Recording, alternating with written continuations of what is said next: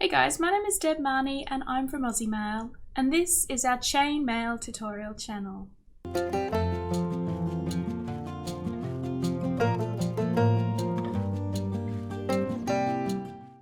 Hey guys, a big hi, hello, welcome, how are you? Thanks for popping in and seeing me today. It is really great to catch up with you. So today I've got a weave tutorial for you, and this one is called Offset Byzantine. Alright guys, let's just jump straight into it. Alright my lovelies, I have made up some sample pieces for you of the offset Byzantine weave. So coming up here on the side of the screen will be the sizes that I used to make up these particular pieces, and they'll also be listed down in the description section that you can find down underneath the video. But to run through them quickly with you, so this chunky beast over here, this one uses mostly 14 gauge AWG, which is 1.6mm diameter wire. So the silver rings that form the Byzantine section and the anodized rings are both 7/32 of an inch or 5.56mm. Now the larger rings, those ones are actually 12 AWG, which is 2mm diameter wire with a ring ID of 8.5mm. So that one's a bit of a chunky one. The next one is the Byzantine sections. They use the 16 gauge AWG wire, which is 1.2mm diameter wire, and the ring ID for those are 5/32 of an inch or 3.97mm. The single large rings are 14 gauge AWG 1.6mm diameter wire with a ring ID of 7mm. The next size for the Byzantine sections, they use 18 gauge AWG, which is 1mm diameter wire, and the ring ID here is 9/64 of an inch or 3.57mm. The larger ring again is 14 gauge AWG 1.6mm diameter wire with a ring ID this time of 5.5mm. And then finally the smallest one, the Byzantine sections are 20 gauge AWG 0.8mm diameter wire with a ring ID of 7/64 of an inch or 2.78mm, and the large ring is 16 gauge AWG 1.2mm diameter wire with a ring ID of 4.5mm. So with this weave, with those large rings, the weave as it stands on Maille Artisans shows only a single gauge or a single wire diameter being used. When I used the same wire diameter as the Byzantine sections, it made the weave too floppy, too loose, which is why there are some thicker wire gauges in there. If you don't have those thicker wire gauges, if you have approximately that size ring in the same wire gauge that you're using for the Byzantine sections, it'll work. I just didn't like how loose and flexible it was, and maybe that is fine with you, and that's great. This is all about customizing these weaves to your own preferences, but that's why I went with the thicker wire. So you can pretty much use about the same ring ID that I used. You can just go with the thinner wire if you prefer. Now with these particular weaves, I mean visually I think the 20 gauge is lovely, but structurally the one that worked best for me was the 16 gauge. I just found the rings sat nicely, behaved nicely, and it worked really well. And I think part of that is perhaps the slightly smaller aspect ratio of the Byzantine section, but that is the one that I like the best out of them all, and that is the one that I will be showing you how to work with today. Okay, so we're going to start this weave by making up several sections of Byzantine. So this is slightly different than the way I would normally make Byzantine. Because I've got so many of them, I tend to do it more in a production line. So this is a little bit different. So if you want to check out the way I normally put Byzantine together, I'll put a link up here to a basic Byzantine video. Otherwise, what I'm going to do here is open up one of our anodized rings and pop on 4 of our bright aluminium rings. I'm going to close our anodized ring up and I will feed a second ring through the same space, so picking up all 4 bright aluminium rings and close it up. And because I popped on the aluminium rings straight out of the bag, they haven't been closed yet, so I'm just going to go through now and close my BA rings up.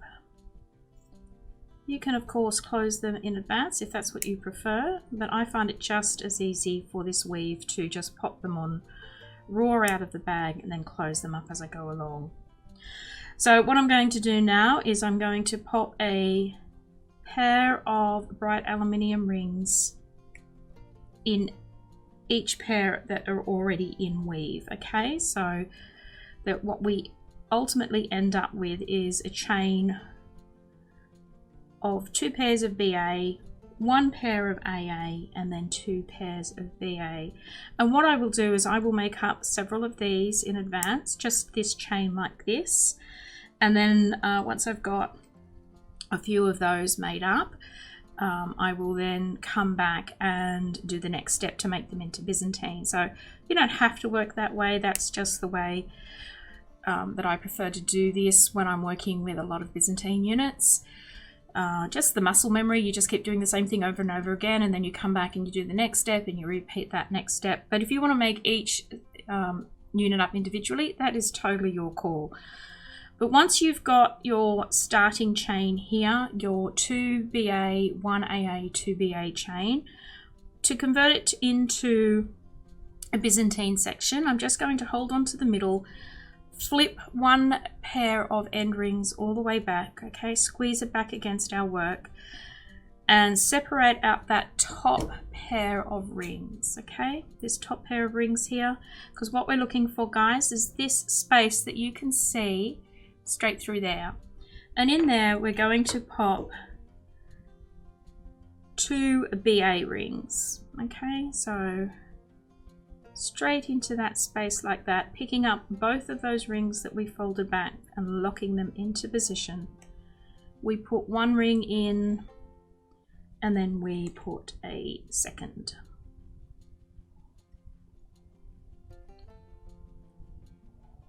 Okay, so you've got 1/2 of your Byzantine unit done, and we just want to repeat the same over the other side.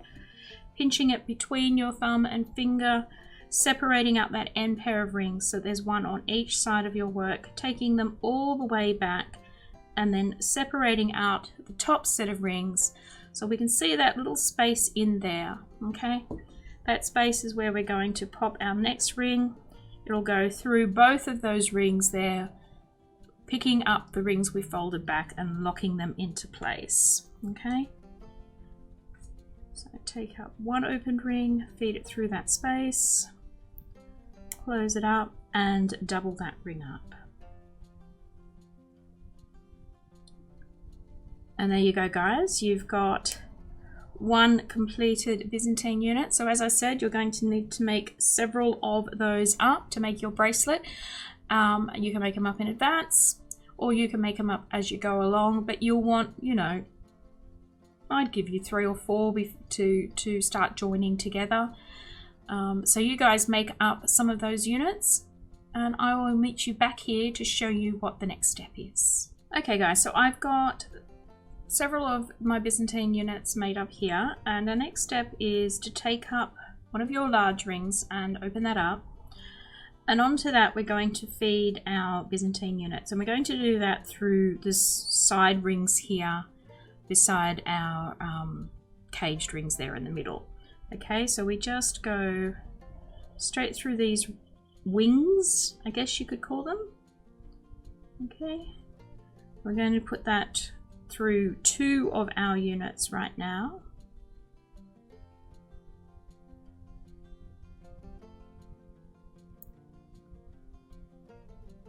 Okay, and then once we've got our 2 units on there, we're going to close our large ring up. Okay, and our work should look like that. And just keep adding your Byzantine units in that way.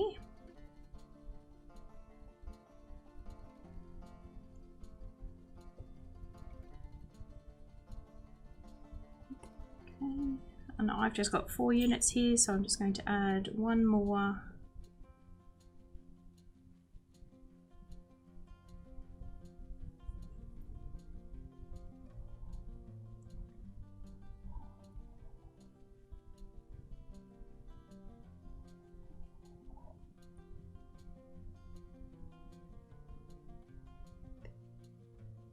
Okay, so our work should look like this at the moment. And then to finish it up, we're going to take up another one of our small rings, so the rings that we made the Byzantine unit up with. And we're going to join just the end of the first 2 Byzantine units, okay? So we just go through the end rings on our first 2 units, close it up, and double that ring up.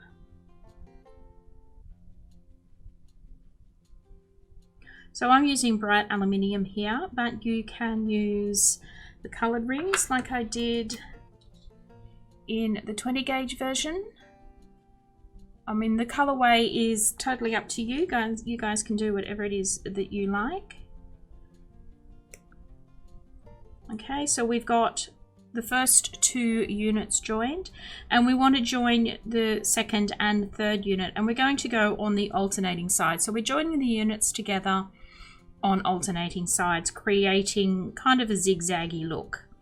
All right, so we now want to just grab the small ring like we did before, and this time we're joining the units 2 and 3 together, just on the other side of our work. Okay, we're doubling that ring up.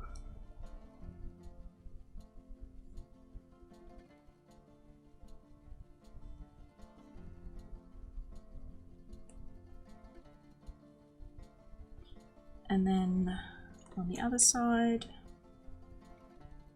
And you just keep doing that until you've reached the length that you need.